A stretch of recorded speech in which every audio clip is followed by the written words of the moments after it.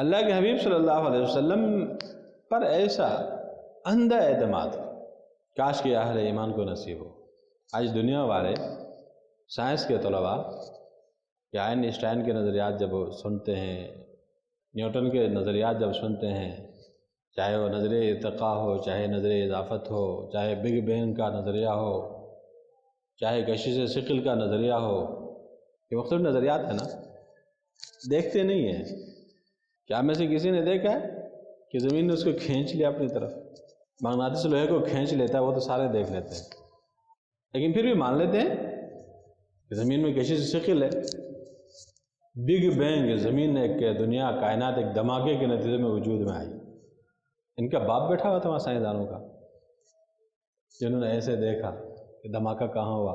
جیسے راستے میں آدمی جن کے گھر روڈ کے کنارے پر ہیں، راستے میں دھماکہ کی کھڑکی سے جھانک لیتے ہیں کہ دیکھیں دھماکہ کس طرح کا ہوا۔ ان کا باپ وہاں بیٹھا ہوا تھا، مشاہدات اور تجربات کی بنیاد پر ایک بات کہہ دی، اور ان کے پیروکاروں نے اندھے ہو کر ان کی بات مان لی۔ سائنس کہتا ہے اندھا اعتماد۔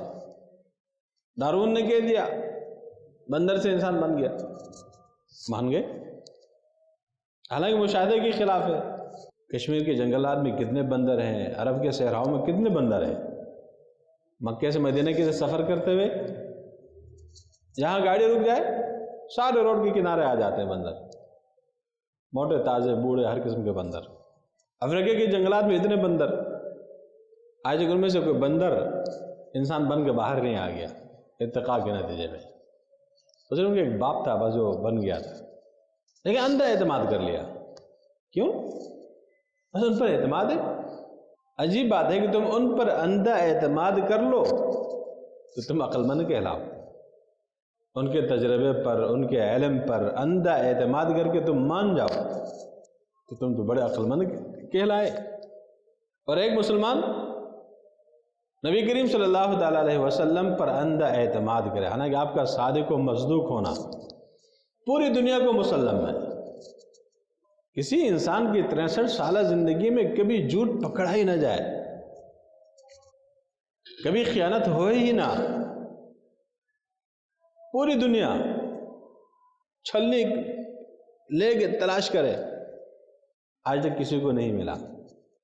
وہ لوگ اپنے سائنسدانوں پر اندھا اعتماد کریں تو وہ کہلائیں عقل مند، باوجود کہ وہ سچے بھی نہیں ہوتے ہیں، جھوٹے نظریے بناتے ہیں ایک منصوبے کے تحت، اور پھر اس کو ایک باقاعدہ ایک ترتیب کے ساتھ جوڑتے ہیں، جھوٹ بول بول کے قصہ افسانہ بنا لیتے ہیں، لوگوں کے ذہن میں مسلط کر دیتے ہیں۔ اور یہاں نبی کریم صلی اللہ علیہ وسلم صادق اور مصدوق ہیں، پوری دنیا اس بات کی گواہی دیتی۔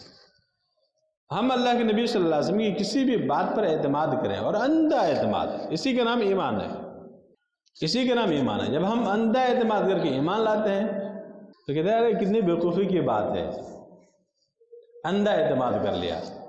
ارے پاگلو، عقل مند آدمی پر اندھا اعتماد کرنا عقل مندی کی نشانی ہے۔ ہاں، بیوقوف آدمی پر اندھا اعتماد کرنا یہ بیوقوفی کی نشانی ہے۔